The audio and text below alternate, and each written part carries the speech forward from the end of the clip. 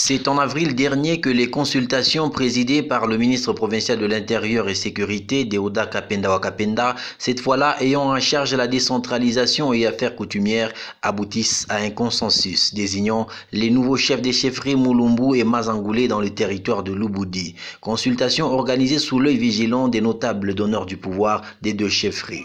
6 mois après, ils sont reconnus officiellement détenteurs du pouvoir coutumier de leurs chefferies respectives. C'est ce qui justifie le retour à Lubudi de Deoda Kapenda Wakapenda, accompagné du nouveau ministre provincial en charge de la décentralisation et affaires coutumières Sabin Funga Mwambo Sabino, envoyé par le gouverneur Richard Mouyej Manguesmans pour mettre fin au suspense sur leur intronisation.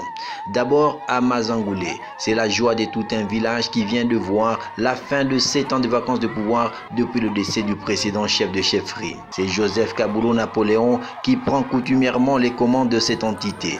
Une cérémonie que préside en langue locale le ministre Deoda Kapenda Wakapenda aux côtés de son collègue des affaires coutumières Sabin Funga Mwambo, présenté à cette occasion à la population, et de l'administrateur du territoire ad intérim Clémentine Lutanda.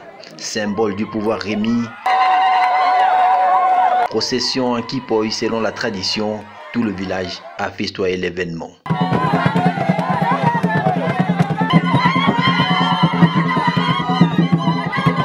Même chose à Mulumbu, où Paul Kamwanga peut finalement pousser un ouf de soulagement.